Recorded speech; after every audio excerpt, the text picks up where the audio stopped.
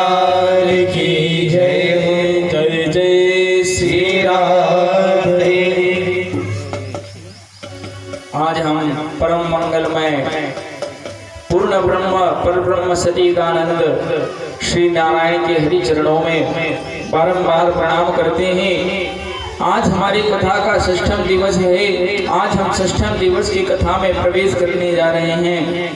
कल हमने प्रभु की बाल लीलाओं का वर्णन किया।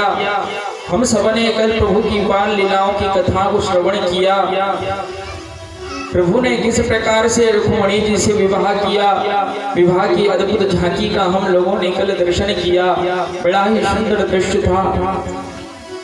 सुखदेव जी महाराज राजा परीक्षित को माँ गंगा के किनारे श्रीमद् भागवत महापुराण की इस कथा को श्रवण करा रहे हैं। क्यों श्रवण करा रहे हैं?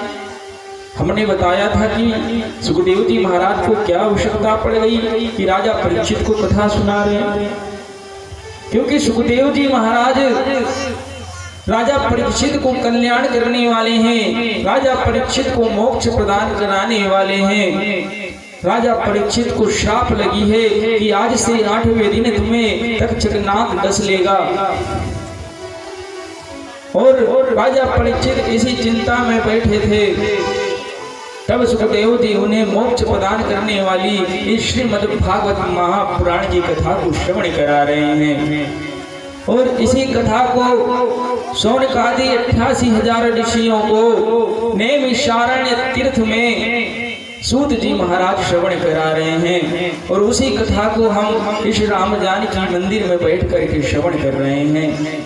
यह श्रीमद् भागवत महापुराण की कथा बड़ी ही महत्वपूर्ण है, रसमयी है, मनुष्य का कल्याण कराने वाली है, मनुष्य को मृत्यु के भय से छुटकारा दिलाने वाली है। ये कथा बड़ी ही रसमयी है। इसको हनुमान जी और भगवान शंकर जी बड़े ही प्रेम से बैठ कर के श्रवण करते हैं। हमें भी कथा को बैठकर प्रेम से श्रवण करना चाहिए। कथा में बैठने से ज्ञान और वैराग्य की प्राप्ति होती है। हृदय में भक्ति नृत्य करने लगती है। मनुष्य का कल्याण होने लगता है।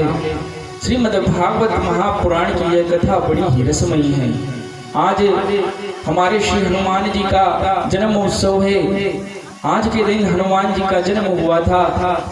हनुमान जी का जन्म कैसे हुआ, किस प्रकार से हनुमान जी का जन्म हुआ, आइए हनुमान जी के जन्म की थोड़ी सी कथा हम श्रवण करते हैं। फिर हम बाके बिहारी की उस दिव्य लीला की ओर आगे बढ़ेंगे।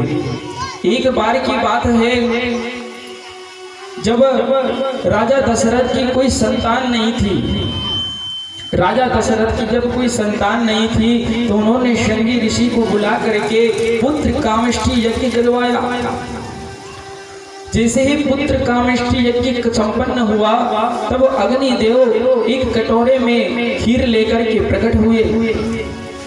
तब उन्होंने कहा कि हे राजन, इस खीर के पात्र से थोड़ा थोड़ा अपनी तीनों रानियों को खिला देना, जिससे आपके यहाँ 4 पुत्रों का जन्म होगा।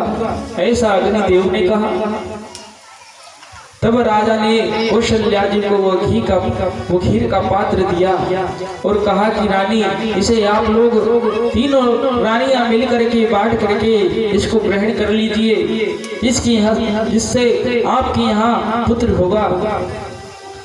तब आधा भाग रानी कैकेयी को माता कौशल्या ने दिया, आधा स्वयं ने खाया। फिर दोनों रानियों ने एक एक निवाला उसमें से निकालकर माता सुमित्रा को दिया, जिससे तीनों रानियां गर्भवती हो गई। और उनके यहाँ राम, लक्ष्मण, भरत और शत्रुघ्न पुत्र हुए। भगवान का अवतार हुआ। जब रानियां उस पात्र में से खीर ले रही थी तब वह पात्र को रख दिया तो उस खीर के पात्र को एक चील उठा करके ले गई।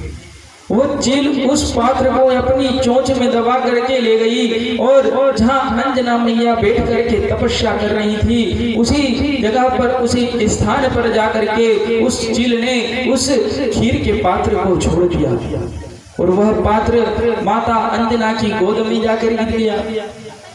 तब माता अंजना ने सोचा कि यह क्या प्रभु की लीला है। यह पात्र तो कुछ दिव्य पात्र नजर आता है, इसमें क्या है। देखा तो उसमें खीर थी, तो माता ने सोचा कि यह भगवान का प्रसाद है, शायद मुझे इस प्रसाद को ग्रहण कराने के लिए ही प्रभु ने मेरी गोद में यह पात्र डाल दिया। तब माता अंजना ने क्या किया, उस पात्र में से वो जो खीर लगी हुई थी, खीर उसमें थोड़ी बची हुई थी, वही खीर माता अंजना ने ग्रहण कर ली। जैसे ही माता अंजना ने उस खीर को ग्रहण किया, माता अंजना भी गर्भवती हो गई और उनके गर्भ से श्री हनुमान जी का जन्म हुआ। बोली हनुमान जी महाराज की जय। इस प्रकार से हनुमान जी का जन्म हुआ। आज हनुमान जी का जन्म उत्सव है। हनुमान जी महाराज सदा हरि के कीर्तन में बैठे रहते हैं, हरि के कीर्तन में मस्त रहते हैं, राम नाम का रस निरंतर पीते रहते हैं। हनुमान जी महाराज सदा राम का रस पीते रहते हैं, सदा राम की ही भक्ति करते रहते हैं। आइए हम हनुमान जी का एक भजन गुनगुनाते हैं, उसके बाद आगे की ओर कथा में बढ़ते हैं।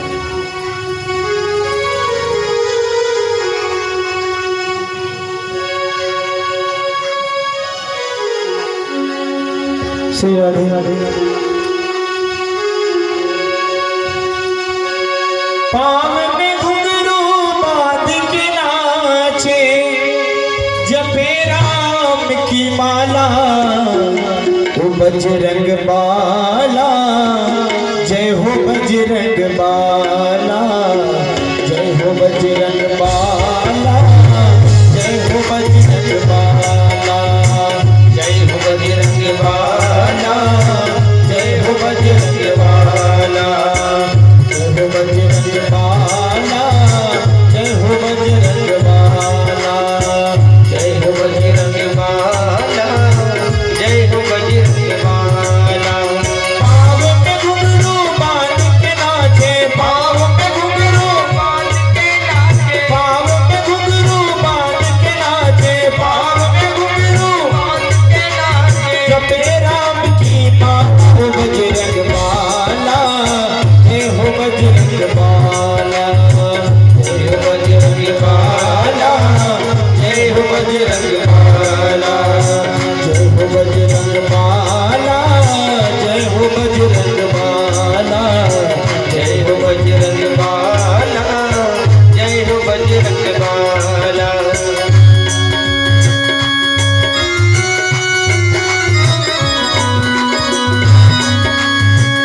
श्री राम।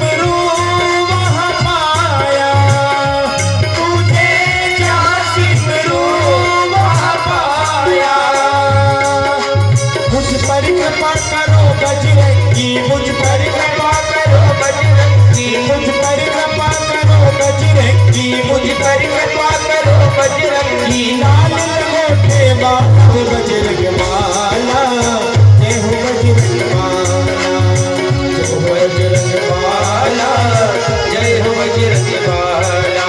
पाँव में घुंघरू बांध के नाचे, पाँव में घुंघरू बांध के नाचे, पाँव में घुंघरू बांध के नाचे, पाँव में घुंघरू बांध के नाचे। मेरा की माला बजरंग माला, जय हो बजरंग माला, जय हो बजरंग माला, जय हो बजरंग माला। वो पाँव में घुंघरू बांध के नाचे, पाँव में घुंघरू बांध के नाचे। मेरा की माला बजरंग माला, जय हो बजरंग माला, जय हो बजरंग माला, जय हो बजरंग माला, जय हो बजरंग माला, जय हो बजरंग माला। बोले हनुमान जी महाराज की जय हो। इस प्रकार से माता अंजना के गर्भ से हनुमान जी का जन्म हुआ। और हनुमान जी एक ऐसे देवता हैं जो आज भी विद्यमान हैं।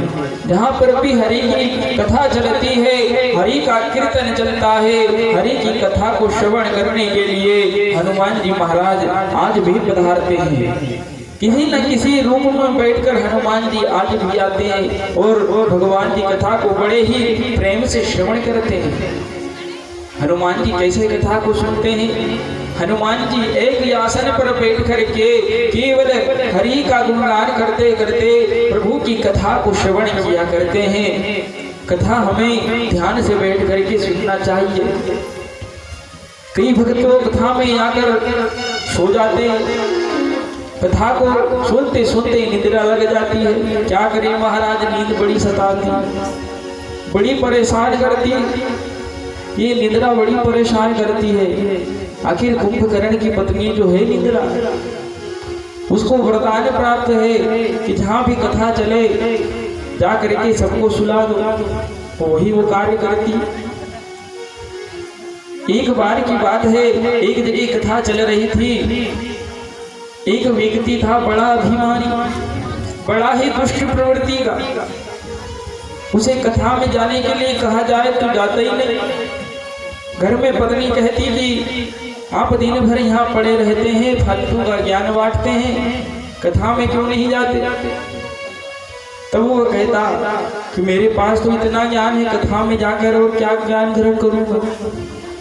तब उसकी पत्नी ने एक बार जबरदस्ती करके उससे कहा कि आज तो आप कथा में जाइए और जा कथा में महाराज जी जो बोले उसका श्रवण कीजिए, उसका चिंतन कीजिए, हरि के गुण को श्रवण कीजिए। तब जैसे तैसे वो कथा में आकर के बैठ गया। अब कथा में आकर बैठ तो गया, लेकिन जब कथा में वह आया तो लोगों ने उससे कहा कि आज इस व्यक्ति के भाग कैसे खुल गई, इसे तो कभी हरि के कीर्तन में जाते नहीं देखा, प्रभु के मंदिर में जाते नहीं देखा, लेकिन ये व्यक्ति आज कैसे? चलो हरि की कृपा है। तो सब लोगों ने उसे कहा कि आइए बैठिए, बड़ा ही उसका स्वागत किया गया। अब वह आकर के कथा में बैठ गया। अब उसने एक शब्द पहला सुना, आइए, बस आकर के बैठ गया, कथा श्रवण करने लगा। महाराज जी कथा श्रवण कराने लगे। जैसे ही कथा श्रवण कराने लगे उसको लग गई निद्रा। बढ़िया मजे से आनंद होकर के वो सो गया। कथा समाप्त हो गई, सब लोग अपने घर चले गए, महाराज जी भी चले गए, सब प्रसाद लेकर के अपने घर चले गए, लेकिन उसको तो निद्रा लगी हुई थी। बस वो अकेला ही अब वहाँ पुष्पांडाल में सोया हुआ है। अब वो एक वो व्यक्ति सोया है और जिस दरी पर वह सोया तो हुआ था, तो जिसकी दरी थी वह व्यक्ति उसके पास बैठा हुआ था कि यह उठे तब मेरी दरी उठाऊं तब मैं जाऊं। उस स्थान पर दो ही व्यक्ति। जब वो उठ करके बैठ गया, तब उस दरी वाले व्यक्ति ने उससे कहा कि बैठिए, दूसरा शब्द उसको बैठिए सुनाया। उठ करके बैठ गया। उसने चारों तरफ देखा कि सब लोग चले गए, बस मैं ही बैठा हूं। तब उस दरी वाले व्यक्ति ने उससे कहा कि आप जाइए। तीसरा शब्द उसने सुना, जाइए। तब वो अपने घर चला गया। जब वो अपने घर पहुंचा, उसकी पत्नी ने पूछा कि आपने कथा सुनी? उसने कहा हाँ, कथा सुनी, बढ़िया आनंद आया। पत्नी ने पूछा क्या सुना? उसने कहा कि केवल 3 शब्द ही तो कथा में थे, आइए, बैठिए और जाइए। 3 शब्द सुने। उसकी पत्नी ने कहा ठीक है, आप इसी मंत्र को दोहराते रहिए। अब रात्रि हुई, सोने का खूब प्रयास करने लगा। कथा में उसे बढ़िया निंद्रा लगी थी। अब कथा में जब सो लिया तो रात्रि में तो निंद्रा आ रही उसे रात्रि में निंद्रा नहीं आई। उसने सोचा क्या किया जाए, क्या किया जाए। तो उसने सोचा कि जो 3 शब्द कथा में सुने थे उन्हीं को शायद दोहराते दोहराते निंद्रा लग जाए। अब उन्हीं को वो दोहराने लगा, आइए, बैठिए और जाइए, आइए, बैठिए और जाइए। इन्हीं 3 शब्दों को वो दोहराने लगा। अब क्या हुआ कि गलती से उस दिन चोर उसके घर घुस गया। एक चोर था, उसने सोचा कि आज चोरी की जाए। कुछ धन उसके पास पहले से भी था। उसने सोचा कि आज चोरी करना चाहिए, तो गलती से उसके घर घुस गया। अब जैसे ही चोर उसके घर में घुसा, इसने कहा, मंत्र तो दोहरा ही रहा था, इसने कहा आइए। अब चोर घबरा गया कि इसने मुझे पहचान लिया। और वो तो मंत्र जाप कर रहा था उसका, आइए, बैठिए, जाइए। उसने कहा आइए, जैसे ही आइए कहा तो चोर घबरा गया। अब चोर पीछे भागने लगा। तब उसने कहा बैठिए। उसने कहा अब तो पक्का इसने पहचान लिया मेरे। फिर उसने कहा जाइए। तो चोर ने सोचा कि अगर मैं चला गया, इसने मुझे पहचान लिया है, हो सकता है कल पुलिस बुलाकर पकड़ा दे। तो वो उसके पास पहुंच गया और उससे क्षमा याचना करने लगा कि हे दादा, आपने मुझे पहचान लिया। मैं चोरी करने के लिए आया था लेकिन कर नहीं पाया, मुझसे बहुत बड़ी गलती हो गई, आप मुझे क्षमा कर दीजिए। तो उसने और जो धन चुराया हुआ था वो धन भी उसके पास ला करके रख दिया और चोर घबरा करके क्षमा मांग कर भाग गया। तो उसकी पत्नी ने देखा तो पत्नी ने उसको समझाया कि आपने गलती से 3 असत्य शब्द कथाओं में से लेकर के आए थे, आइए, बैठिए और जाइए। उन्हीं 3 शब्दों से, असत्य शब्दों से तुम्हारा आज घर लुटने से बच गया। यदि आप हरि की कथा को, सत्य गुणों को यदि अपने जीवन में उतार लेंगे तो आपका कल्याण क्यों नहीं होगा। इसमें हमें संदेह नहीं करना चाहिए। जब असत्य शब्दों से उसका घर लुटने से बच सकता है तो आप हरि के जो सत्य कथा है, हरि के जो सत्य गुण हैं, उनको आप श्रवण करेंगे, उनको अपने जीवन में उतारेंगे। हरि के नाम का मंत्र आप जब जपेंगे तो आपका कल्याण क्यों नहीं होगा। आपकी जो वाणी है, मनुष्य की जो वाणी है वह सत्य होती है। मनुष्य यदि किसी मंत्र का, हरि का नाम बार बार जपने लगता है, हमेशा सत्य ही बोलता है, तो उसकी वाणी जो बोलती है वही सत्य होने लगता है। मनुष्य की वाणी पर सरस्वती वास करने लगती है, लेकिन कब, जब मनुष्य हरि का गुणगान करेगा तब। शाकाहारी रहेगा तब, सात्विक प्रवृत्ति का रहेगा तब, जीव से राम का कीर्तन करते रहेगा तब उसकी वाणी सत्य हो जाती है और उसकी वाणी पर सरस्वती वास करने लगती है। इसलिए भक्तों, केवल और केवल इस कलयुग में, इस घोर कलयुग में हरि का नाम ही तारने वाला है, हरि का नाम ही तारणहार है। हमें हरि के गुण को, हरि के नाम को जपना चाहिए। तुलसीदास जी ने रामायण में जितनी भी चौपाइयां लिखी हैं सब महामंत्र लिखे हैं। तुलसीदास जी ने जितनी भी चौपाइयां लिखी सब महामंत्र हैं। और उन्होंने वाल्मीकि जी की जो संस्कृत की भाषा में रामायण लिखी हुई थी वही सरल करके उन्होंने अवधी भाषा में रामायण लिखी है। इसे हम जैसे सामान्य पुरुष भी पढ़ सके, उसके अर्थ को जान सके। वेद व्यास जी ने भी संस्कृत में श्रीमद् भागवत महापुराण का निर्माण किया। रामायण और श्रीमद् भागवत महापुराण एक ही ग्रंथ है। तुलसीदास जी ने श्रीमद् भागवत महापुराण में से ही रामायण को लिखा। बड़ी ही श्रीमद् भागवत महापुराण की महिमा है। इसको सुनकर के मनुष्य का कल्याण अवश्य ही होता है। तब सुखदेव जी महाराज राजा परीक्षित को कथा सुना रहे हैं। राजा परीक्षित जी माँ गंगा के तट पर बैठकर बड़े ही प्रेम पूर्वक ध्यान से श्री हरि की कीर्तन को, हरि की कथा को श्रवण कर रहे हैं। तब सुखदेव जी महाराज, राजा परीक्षित सुखदेव जी महाराज से पूछ रहे हैं कि हे महाराज, हे सुखदेव जी, हे व्यास नंदन, अब आप मुझे श्री कृष्ण के उस चरित्र का वर्णन कीजिए जिसको करने से प्रभु की भक्ति प्राप्त होती है। यह मनुष्य किस प्रकार से हरि का ध्यान करे, किस प्रकार से प्रभु की भक्ति करे, ऐसी हमें कथा सुनाइए। आगे प्रभु की लीलाओं में क्या क्या हुआ यह सब मुझे समझा करके कहिए, मैं सुनना चाहता हूँ। प्रभु की कथा मुझे बड़ी ही रसमयी लग रही है। ऐसा राजा परीक्षित जी सुखदेव जी महाराज से प्रश्न कर रहे हैं और सुखदेव जी महाराज बड़े ही प्रसन्नता के साथ कह रहे हैं कि हे परीक्षित, तुम बहुत ही धन्य हो, तुमने बहुत अच्छे सुंदर प्रश्न किए हैं, मुझे सुनाने में बड़ा आनंद आ रहा है। हरि की लीला है ही ऐसी। तो सुखदेव जी कहने लगे कि हे राजा परीक्षित, एक बार की बात है, एक समय ऐसा था कि उद्धव जी श्री कृष्ण के मित्र थे। उद्धव जी अपने ज्ञान में बड़े ही निपुण, उन्हें अपने ज्ञान का बड़ा ही अभिमान था। उद्धव जी महाराज ज्ञान के बड़े ही प्रेमी थे। एक बार क्या हुआ कि उद्धव जी विदुर जी से मिलने के लिए हस्तिनापुर पहुंचे। उद्धव जी विदुर जी महाराज से मिले, विदुर जी महाराज उद्धव जी से मिले, दोनों में बड़ी ही मित्रता हो गई। विदुर जी ने अपनी नीतियों का ज्ञान उद्धव जी महाराज से बांटा और उद्धव जी महाराज अपने ज्ञान की पूरी कल्पना विदुर जी को सुनाते हैं। बड़ा ही सुंदर दृश्य है। जब दोनों ज्ञानी मिलते हैं तो बड़ा ही आनंद आता है। ज्ञान की वह चर्चा चलने लगती है जो परब्रह्म परमात्मा से जुड़ी हुई होती है। बड़ा ही आनंद आता है जब दो ज्ञानी आपस में बातें करते हैं। बड़ा ही सुंदर दृश्य दिखाई देता है। तब विदुर जी महाराज ने उद्धव जी महाराज से पूछा कि हे उद्धव, तुम तो श्री कृष्ण के मित्र हो, श्री कृष्ण भगवान तुम्हारे साथ रहे हैं, क्या तुम्हारे भी साथ श्री कृष्ण जी की कुछ लीला हुई है? कुछ लीला का हमें वर्णन सुनाइए जिससे हमारा मन पवित्र हो। श्री कृष्ण की कथा सुनने से भक्तों मन पवित्र हो जाया करता है।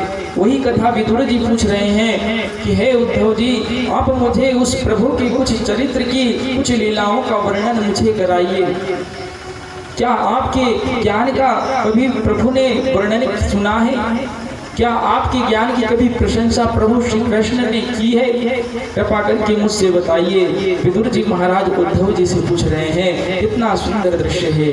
उद्धव जी महाराज विदुर जी से कहते हैं कि हाँ विदुर जी, मैं श्री कृष्ण का परम मित्र हूँ, ज्ञान में भी निपुण हूँ, लेकिन मुझे उस समय जब मैं श्री कृष्ण से मिला तब मुझे अपने ज्ञान का बड़ा ही अभिमान था। मेरे ज्ञान पर मुझे बड़ा ही अहंकार था और अहंकार के कारण प्रभु अहंकार कभी किसी का सहन नहीं करते। अभिमान प्रभु कभी किसी का सहन नहीं करते। अहंकार तो प्रभु का भोजन है। इस प्रकार से मनुष्य को भूख लगती है, भूख लगने पर मनुष्य भोजन ग्रहण करता है। उसी प्रकार से जब भक्तों के ऊपर अभिमान का अर्षा चढ़ जाता है, भक्तों के अंदर अहंकार का अंकुर फूट जाता है, तब वह विधाता उसे भक्षण करने के लिए दौड़ पड़ता है। बड़ा ही सुंदर दृश्य है। विदुर जी महाराज उद्धव जी से प्रश्न कर रहे हैं। उद्धव जी महाराज बतला रहे हैं कि हे विदुर, जब मुझे अपने ज्ञान का बड़ा अहंकार था, उस समय प्रभु अपने वृंदावन धाम से मथुरा में रह रहे थे, वहीं पर मैं उनसे मिला था। मैंने प्रभु के सामने अपने ज्ञान की बड़ी बड़ी बातें की, बड़ी बड़ी चर्चाएं की, लेकिन श्री कृष्ण जान गए कि मुझे अपने ज्ञान का अहंकार हो रहा है। तब प्रभु ने सोचा कि इनके अहंकार को दूर करना चाहिए। एक बार क्या हुआ कि जब भगवान विष्णु अपने सवारी गरुड़ जी गरुड़ जी पर सवार होकर कहीं जाया करते थे, तो गरुड़ जी को यह अभिमान हो गया था कि प्रभु तो मेरे बिना चल ही नहीं सकते। मैं इतना बलवान हूँ कि प्रभु के भार को धारण कर सकता हूँ। मेरे समान इस संसार में कोई नहीं कि प्रभु के भार को धारण कर सके, प्रभु की वजन को सहन कर सके। यह अभिमान गरुड़ जी के अंदर आ गया था। तब भगवान ने सोचा कि गरुड़ को अभिमान हो रहा है। तब गरुड़ जी से प्रभु विष्णु जी ने कहा, नारायण ने कहा कि हे गरुड़, चलो आज पृथ्वी का चक्कर लगा करके आते हैं। तब गरुड़ जी ने कहा कि ठीक है प्रभु। गरुड़ जी प्रभु के सामने खड़े हो गए। जैसे ही प्रभु ने अपने पैर का एक अंगूठा गरुड़ के ऊपर रखा तो गरुड़ तनिक भर भी हिल न पाया, गरुड़ उड़ ही नहीं पाया, केवल अंगूठे के भार से। तब उसको पता चला कि नारायण समझ गए कि मुझे अहंकार है, मैंने जो कहा था कि मैं प्रभु के भार को धारण कर सकता हूँ, तब प्रभु जान गए हैं। तब प्रभु ने कहा, तब प्रभु से उसने गरुड़ ने विनती की कि हे नारायण, मुझे क्षमा कर दीजिए, मुझे क्षमा कर दीजिए। मेरे अंदर अभिमान ने वास कर लिया था, अहंकार ने वास कर लिया था, इसी कारण से मैं अभिमान के मद में चूर हो गया था। अब मुझे पता चल गया कि आप ही मुझे उड़ाते हैं, मैं अपनी शक्ति से नहीं उड़ सकता। ये प्रभु की लीला है। प्रभु किसी का भी अभिमान नहीं सहन करते, फिर हम तो तुच्छ प्राणी हैं। आप जब सबको कभी अभिमान होने लगे, क्रोध आने लगे, तो इस वृक्ष को देख लीजिए करे, इस वृक्ष को देख लिया करे, इसकी तो जड़ें हैं, इसकी जड़ होने के बाद भी ये कभी अहंकार नहीं करता और हमें मीठे मीठे फल खाने को देता है। फिर इस मनुष्य की तो कोई जड़ ही नहीं। यदि हाथ कट जाए तो क्या डबर से आ सकता है? क्या पैर कट जाए तो फिर से मनुष्य का पैर आ सकता है? क्यों नहीं आ सकता? क्योंकि मनुष्य की तो कोई जड़ ही नहीं। फिर भी इतना अहंकार करता है, फिर भी इतना अभिमान करता है। आप पेड़ को देखिए क्या अहंकार करता है, उसे आप काट डालिए फिर भी वो अहंकार नहीं करता। कुछ दिन बाद बड़ा होने के बाद आपको मीठे मीठे फल खाने को ही देगा। उसकी जड़ होने के बाद भी उसे अभिमान नहीं। फिर मनुष्य क्यों अभिमान करता है? मनुष्य ने भी अभिमान नहीं करना चाहिए। यही तो हमें श्रीमद् भागवत कथा बतलाती है।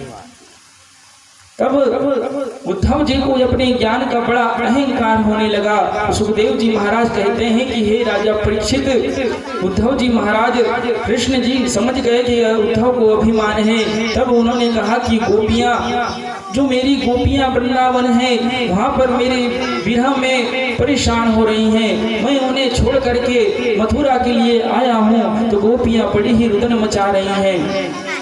तब परीक्षित ने पूछा कि हे राजन, हे सुखदेव जी महाराज, जब श्री कृष्ण मथुरा छोड़ वृंदावन छोड़ करके मथुरा की ओर गए, तब गोपियों की क्या हालत हुई? उन्होंने श्री कृष्ण से जब वो इतना प्रेम करती थी, तो फिर श्री कृष्ण क्या उन्हें वापस मिले? उन्होंने श्री कृष्ण के जाने के बाद क्या किया?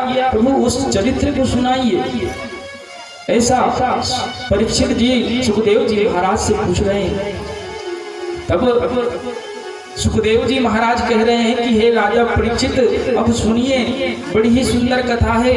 गोपियां और सखियां जो श्री कृष्ण श्री श्याम से इतना प्रेम करने लगी थी, आनंद विभोर होने लगी थी, जब श्री कृष्ण उनको छोड़ करके गए, उनके मन में बड़ा ही विरह की वेदना उठने लगी। वो बड़ी ही दुखी होने लगी, बड़ी ही करुणा क्रंदन करने लगी, बड़े ही श्री कृष्ण के विरह में रोने लगी। कहीं श्री कृष्ण को ढूंढती राधा जी भी पागलों की तरह श्री कृष्ण के विरह में रोती रहती, श्री कृष्ण को ढूंढते रहती, जंगल जंगल पेड़ों से पूछते रहती कि किसी ने मेरा श्याम देखा है, किसी ने मेरे श्याम को देखा है, कोई मेरे श्याम की खबर तो लेकर के आए, कोई बता दे कि मेरा श्याम कहाँ रहता है, कोई मेरे श्याम की कोई खबर लेकर के आए। राधा जी ऐसा सबसे पूछने लगती। श्याम की कोई खबर लाता नहीं,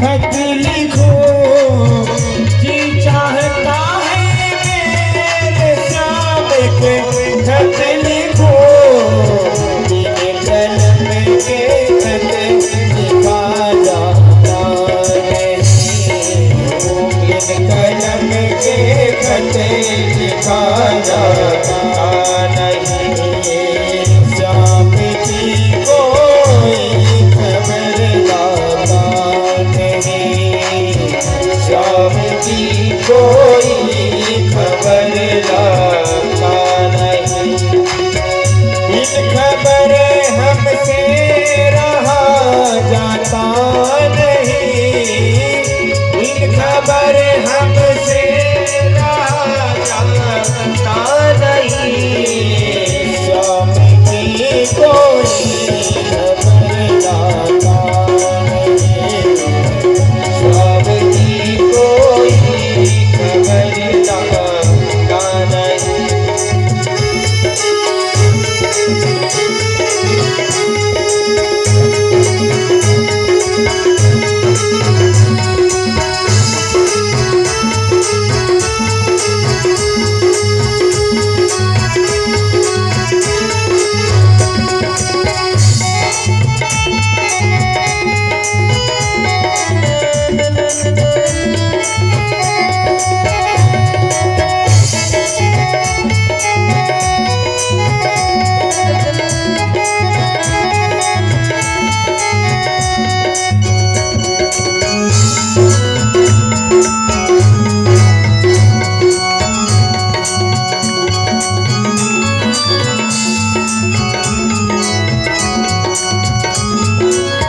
जी चाहता है मेरे श्याम के पक्षी बनो जी चाहता मेरे श्याम के पक्षी बनो बिन पंख हमसे उड़ा जाता नहीं बिन पंख हमसे उड़ा जाता नहीं वो बिन खबर हमसे रहा जाता नहीं वो बिन खबर हमसे रहा जाता नहीं श्याम की कोई खबर लाता नहीं श्याम की कोई खबर लाता नहीं श्याम की कोई खबर लाता नहीं श्याम की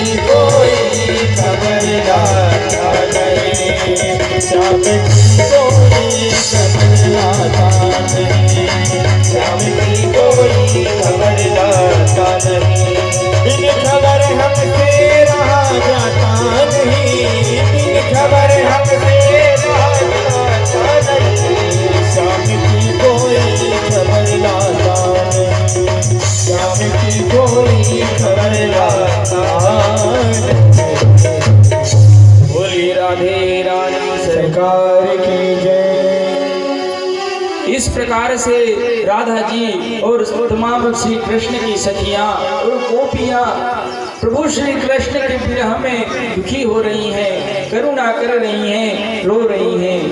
गैया भी श्री कृष्ण के विरह में रो रही हैं कि हे श्री कृष्ण तुम हमें इस तरह से छोड़कर क्यों चले गए? हमसे पता नहीं क्या भूल हो गई, हमसे पता नहीं क्या भूल हो गई।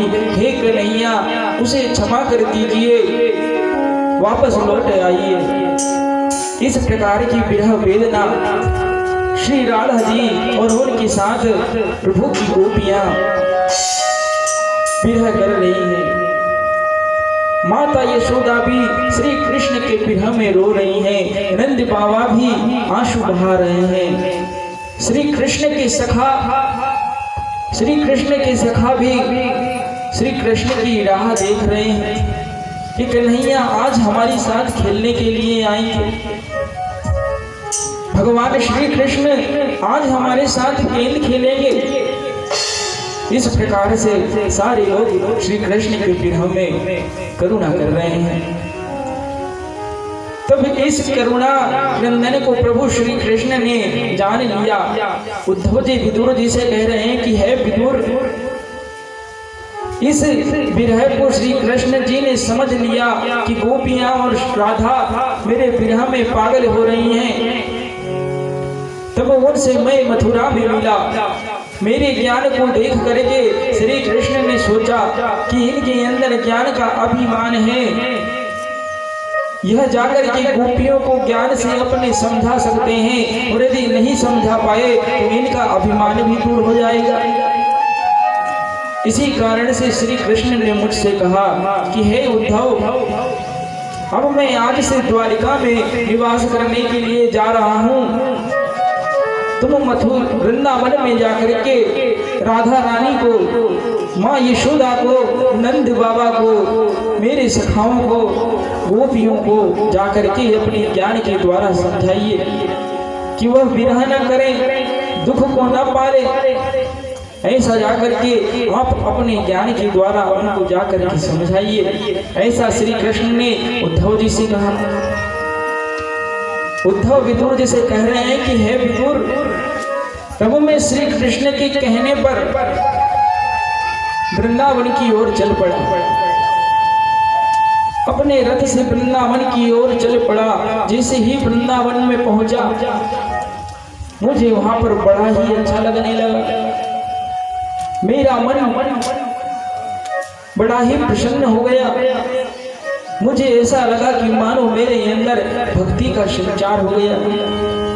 आज भी वृंदावन में आप जाएंगे तो आपको ऐसा लगेगा कि आपको श्री कृष्ण के साक्षात नजदीक आ गए हैं।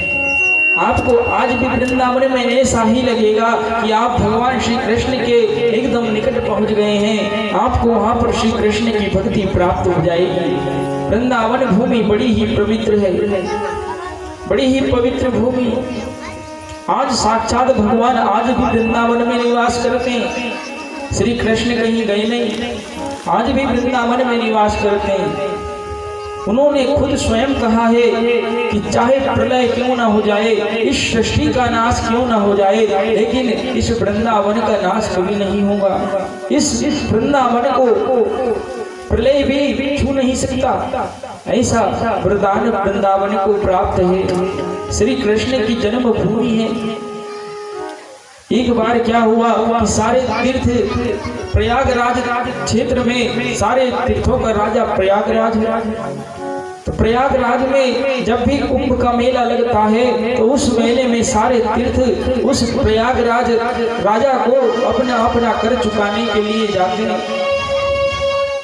सारे तीर्थ प्रयागराज को अपना अपना कर देने के लिए जाते हैं। जैसे हम लोग राज्य शासन की जिस सुविधा का उपयोग करते हैं, बदले में हम कुछ ना कुछ पैसा जरूर देते हैं कर के रूप में, उसी प्रकार से जितने भी तीर्थ हैं अपना अपना कर चुकाने के लिए सारे तीर्थों का राजा प्रयागराज उसके पास जाकर के अपना अपना कर चुकाते हैं। एक बार वहां का महीना था, प्रयागराज क्षेत्र में कुंभ का मेला लगा था। सारे तीर्थ प्रयागराज को अपना अपना कर चुकाने के लिए पहुंचे। केवल एक तीर्थ नहीं गया, वृंदावन कर चुकाने के लिए प्रयागराज में नहीं पहुंचा। तो प्रयागराज को बड़ा ही क्रोध आ गया। प्रयागराज ने सोचा कि मैं तो सारे तीर्थों का राजा हूँ और मेरे राजा होने के बाद सारे तीर्थ मेरे पास कर चुकाने के लिए आए हैं, उपस्थित हुए हैं, लेकिन वृंदावन को इतना अहंकार जो अपना कर चुकाने के लिए नहीं आया। तब प्रयागराज बड़े ही क्रोध में आ गया, वृंदावन की ओर दौड़ा। तब प्रभु श्री कृष्ण ने उसको रोक दिया और श्री कृष्ण ने उसका मान मर्दन कर दिया, उसके अभिमान को चूर चूर कर दिया। तब प्रयागराज प्रभु के चरणों में नतमस्तक हो गया। तब उसे लेकर वृंदावन सारे तीर्थों से श्रेष्ठ माना गया। वृंदावन की धरा बड़ी ही पवित्र है, वहाँ पर आज भी स्वयं प्रभु वास करते हैं। आज भी प्रभु स्वयं साक्षात वृंदावन में दर्शन देते हैं। कई भक्तों को वृंदावन में प्रभु श्री कृष्ण के दर्शन हुए हैं और आज भी होते हैं। वृंदावन की धरा बड़ी पवित्र। उद्धव जी कह रहे हैं कि मैं वृंदावन की ओर चल पड़ा। जैसे ही वृंदावन पहुंचा मेरे अंदर भक्ति जाग गई, भक्ति जागृत हो गई। और भक्ति जब जाग गई तो मेरे ज्ञान और वैराग्य का ठिकाना न रहा। बड़ा ही सुंदर दृश्य मैंने वहां पर देखा। गोपियां श्री कृष्ण के विरह में रो रही हैं। श्री कृष्ण से इतना प्रेम, गोपियों का इतना प्रेम, श्री राधा रानी का श्री कृष्ण के प्रति इतना प्रेम, माँ यशोदा का श्री कृष्ण के प्रति इतना प्रेम देख करके मैं विरह से व्याकुल हो गया। ऐसा उद्धव जी महाराज विदुर जी से कह रहे हैं। हे विदुर जी सुनिए, मुझे समझ नहीं आ रहा था कि इन प्रेम की व्याकुल, इस प्रेम में व्याकुल गोपियों को किस प्रकार से मेरे ज्ञान के द्वारा समझा पाऊं। क्या मेरे ज्ञान को ये ग्रहण करेंगे?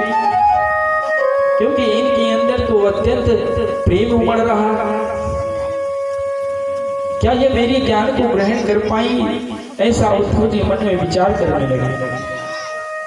तब जैसे तैसे उद्धव जी ने माता यशोदा के पास पहुंचे, नंद बाबा के पास पहुंचे और नंद बाबा और यशोदा मैया को बहुत प्रकार से अपने ज्ञान के द्वारा समझाया कि हे माता, आप शोक न करें, आप दुख न पाले। श्री कृष्ण कहीं गए नहीं, वह तो अपनी लीला करने के लिए इस वृंदावन में आए थे। अब आगे का जो कार्य शेष बचा हुआ है उसको करने के लिए ही वह आगे गए हैं। यदि श्री कृष्ण वृंदावन में ही रह जाएंगे तो आगे की लीला कौन करेगा? ऐसा मन में विचार करके उद्धव जी माता यशोदा और नंद बाबा को समझाने लगे। फिर नंद बाबा और माता यशोदा तो समझ गए। अब गोपियों को कौन समझाए? राधा रानी को कौन समझाए? जब उद्धव जी बाहर निकले तब गोपियों से उद्धव जी का सामना हो गया। गोपियां समझ रही थी कि श्री कृष्ण ही वापस आ गए। सारे लोग उद्धव जी को घेर करके खड़े हो गए। अब उद्धव जी उनको समझा रहे हैं, हे गोपियां, हे राधा रानी, आप दुख न करें, आप दुख न पाले। यह श्री कृष्ण पर ब्रह्म परमात्मा का अवतार है। अपने ज्ञान से काम लीजिए, अपने मन से काम नहीं लीजिए, यहाँ पर ज्ञान से काम लीजिए। हमें दुख नहीं करना चाहिए। हम जिस प्रकार से हमारे मन को समझाते हैं उसी प्रकार से हमारे शरीर को पीड़ा होने लगती है। आप ज्ञान से काम लीजिए, अपने मुंह से ऊपर उठिए, अपने भाव से थोड़ा ऊपर उठिए। ऐसा अपने ज्ञान के द्वारा उद्धव जी समझा रहे हैं। लेकिन गोपियों ने उद्धव जी की एक न मानी। गोपियां और राधा रानी कह रही है कि ये उद्धव, हमारे तो ज्ञान, वैराग्य, तपस्या जो कुछ भी है अब श्री कृष्ण ही है। हम इन्हें इस ज्ञान को नहीं समझ सकते। हम तो एक ही बात जानते हैं कि श्री कृष्ण हमारे हैं और हम श्री कृष्ण के हैं। आपका ज्ञान आपके पास रखिए, हम आपके ज्ञान को नहीं लेंगे। ऐसा गोपियां कहने लगी। तब उद्धव जी ने कहा कि हे गोपियों, समझने का प्रयास कीजिए। वो भगवान है, लीला करने के लिए आए थे। तब गोपियां मानने को तैयार नहीं और कहने लगी कि हे उद्धव, हम आपकी बात नहीं मानेंगे। विदुर जी से उद्धव जी कह रहे हैं कि हे विदुर, उन गोपियों ने और श्री राधा रानी ने मेरी एक बात न सुनी। मेरे ज्ञान का कोई अर्थ ही नहीं रहा। तब मुझे पता चला कि प्रेम ज्ञान से प्रबल होता है। जब प्रभु के चरणों में प्रेम लग जाता है तो वहां पर ज्ञान कुछ कार्य नहीं करता। अत्यंत प्रेम जब मनुष्य के अंदर प्रभु के प्रति होने लगता है तब उसे ज्ञान का अभाव नहीं होता। तब मैं समझ गया कि प्रेम, निश्चल प्रेम ज्ञान से श्रेष्ठ होता है। तब मेरे ज्ञान का अभिमान चूर चूर हो गया। ऐसा उद्धव जी विदुर जी से कह रहे हैं। और वो गोपियां तो श्री कृष्ण के बिना में रात दिन श्री कृष्ण ही जपती रहती। वो मुझसे कहती, लूट ले गया दिल जीगर, सांवरा जादूगर, ले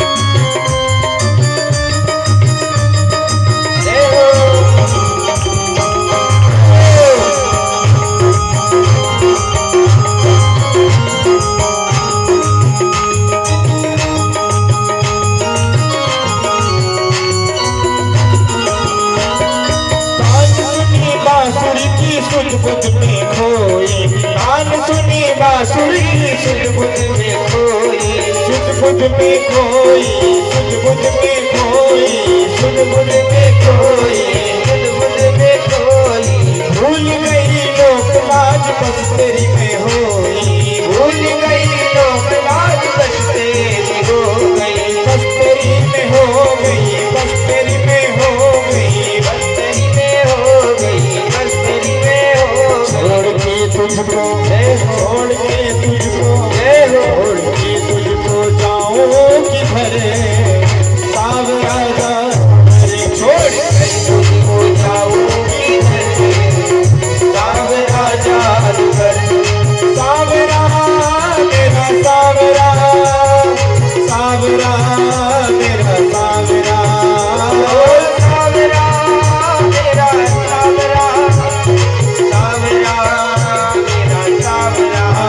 लूट के ले गया दिल जिगर, सावरा जादूगर लूट कर ले गया दिल जिगर, सावरा जादूगर।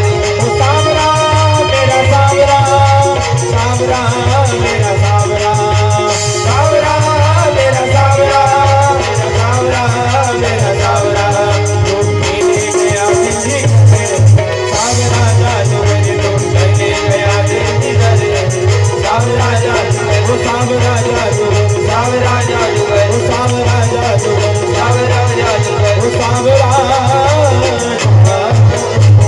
वृंदावन बिहारी लाल की जय हो। इस प्रकार से गोपियां और श्री राधा रानी उद्धव जी से कहने लगी कि हे उद्धव, हमें तुम्हें ज्ञान की, तुम्हारे ज्ञान की आवश्यकता नहीं है। हम तो केवल एक ही ज्ञान जानते हैं, श्री कृष्ण को पाना। उस सांवरे को मन में अपनी छवि बसा ली।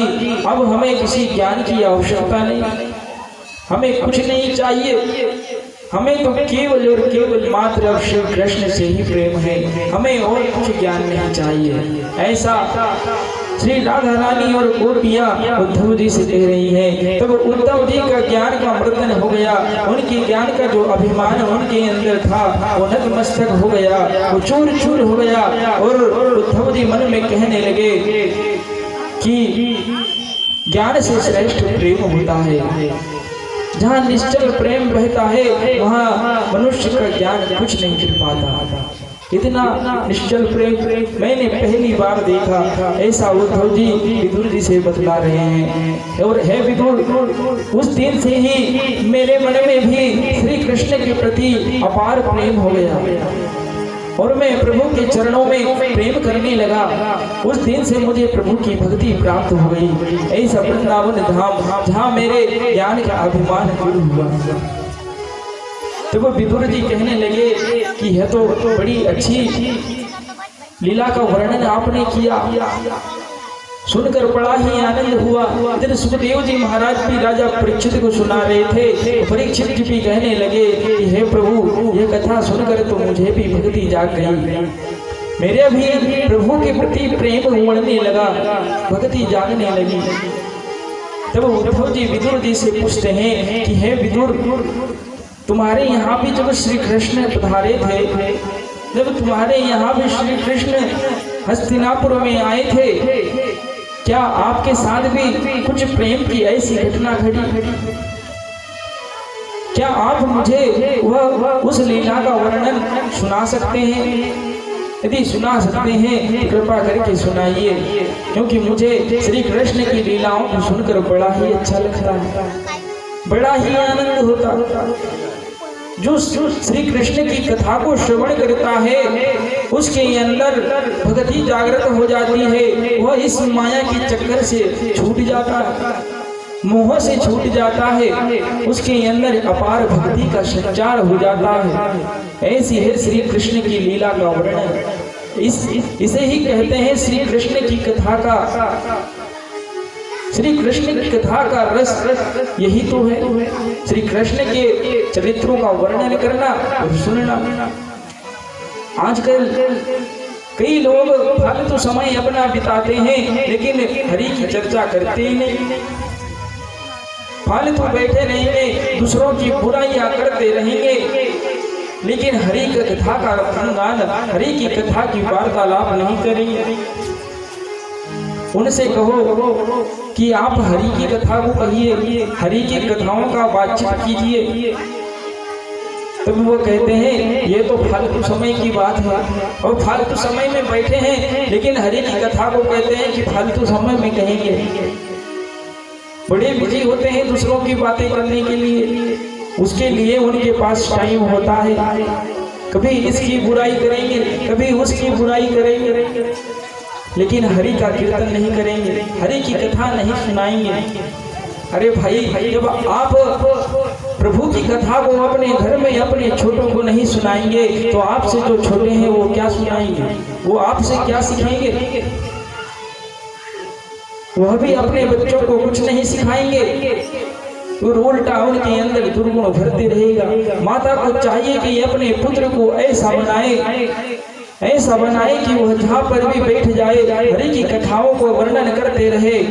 दुनियादारी का ज्ञान तो उसके अंदर प्रभु वैसे ही डाल देंगे, वैसे ही मिल जाता, पर हरि की कथा का ज्ञान तो हमें घर से ही प्राप्त होता है, पुराणों से ही प्राप्त होता है।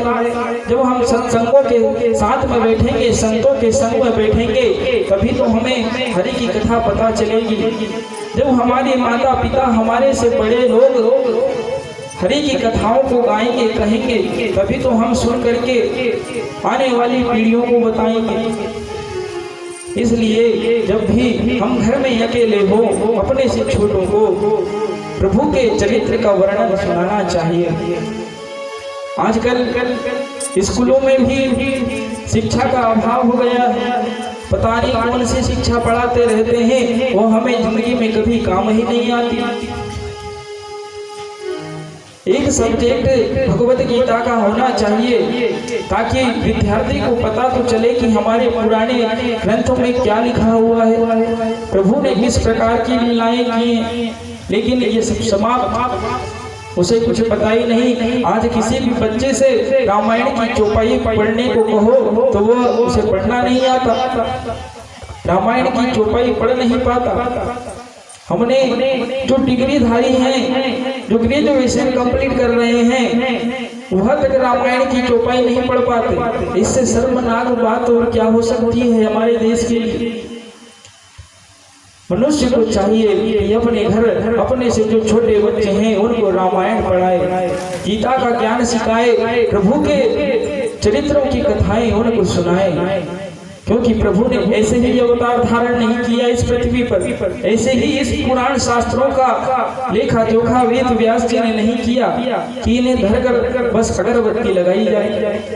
इसलिए नहीं, केवल इसलिए किया कि मनुष्य इसको पढ़े, इसको समझे और अपने समझने के बाद अपने जीवन में उतारे, हरि की भक्ति मनुष्य करे। इसीलिए इन वेद पुराणों को लिखा गया है कि मनुष्य के अंदर भक्ति जागृत हो, प्रभु की लीलाओं को पहचाने। अब जब वो प्रभु की लीलाओं को पहचानेगा ही नहीं, तो फिर कुछ भी अनाप शनाप अपने मन से तर्क लगा करके, कुछ भी कथा बना करके लोगों को सुनाते रहेगा, लोग सुनते रहेंगे। जब हमें पता रहेगा तो यदि हमें कोई बुद्धू भी बनाए तो हम नहीं मानेंगे। कब? जब हम वेद शास्त्रों का अध्ययन करेंगे, जब उनको हम श्रवण करेंगे। हमें प्रभु की कथाएं श्रवण करनी चाहिए, उनकी कथाओं को सुनना चाहिए, सुन करके अपने जीवन में उतारना चाहिए। अब उद्धव जी विदुर जी महाराज से प्रश्न कर रहे हैं कि हे विदुर जी, मैंने तो अपने जीवन में जो श्री कृष्ण की लीला हुई थी उसे आपको सुना दिया, कृपया करके आप भी मुझे कुछ प्रभु की लीला का वर्णन सुनाइए। प्रभु की लीला बड़ी ही रसमयी है, सुनने में बड़ा आनंद होता। तो विदुर जी महाराज कहते हैं कि हाँ उद्धव जी, एक बार की बात है जब प्रभु श्री कृष्ण श्याम सुंदर हस्तिनापुर की ओर आए थे, तब दुर्योधन ने उन्हें भोजन के लिए निमंत्रित किया। तब मुझे पता नहीं था कि दुर्योधन ने भी उनको निमंत्रित किया है, और मैं उनके पास जाकर के पहुंच गया। तब मैंने श्री कृष्ण ने कहा कि हे प्रभु, मैं निर्धन हूँ, मैं बहुत ही गरीब हूँ, आप मेरे यहाँ का भोजन के लिए निमंत्रण स्वीकार कीजिए। आप मेरे यहाँ भोजन करने के लिए पधारे प्रभु। ऐसा श्री कृष्ण से विदुर जी ने कहा। जब दुर्योधन ने भोजन के लिए निमंत्रण दिया था तब श्री कृष्ण ने उसे मना कर दिया कि नहीं, हम तुम्हारे यहाँ का भोजन नहीं ग्रहण कर सकते, क्योंकि तुम्हारे यहाँ अभिमान है, तुम्हारे मन में अभिमान भरा हुआ है और तुम्हारे मन में अहंकार, अभिमान, काम, क्रोध, लोभ, मोह सारे शत्रु विराजमान हैं। याद रखना, हमारे मन में जैसे ही प्रकार के विकार भरे होंगे उसी प्रकार के विकार आप जब भोजन आपके घर बनाएंगे तो उस अन्न में भी वैसे ही विकार उत्पन्न होंगे। और वो जो मनुष्य उस भोजन को करेगा वह काम, मोह, लोभ के शत्रु उसके मन में भी प्रवेश करेंगे। इसीलिए तो कहा है, जैसा खाओ अन्न वैसा हो जाए मन। अब जैसा अन्न ग्रहण करेंगे वैसा ही तो मन होगा। और दुर्योधन के मन में यही 4 प्रकार के शत्रु विराजमान हैं। दुर्योधन अन्याय करता, दुष्टों के साथ में रहता, दुष्ट संगति करता, क्रोध करता, मोह करता, लोभ करता, यह सब दुर्योधन के अंदर भरा हुआ। तब श्री कृष्ण ने उनसे कह दिया कि हम तुम्हारे घर का भोजन ग्रहण नहीं करेंगे। तब विदुर जी ने उनको निमंत्रित किया।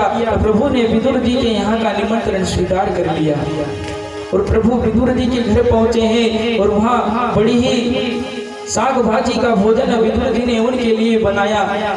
और उस दुर्योधन के यहाँ मेवा पकवान बन रहा था। प्रभु ने, श्री कृष्ण ने घमंड के कारण, अभिमान के कारण दुर्योधन के मेवा पकवान भी तज दिए।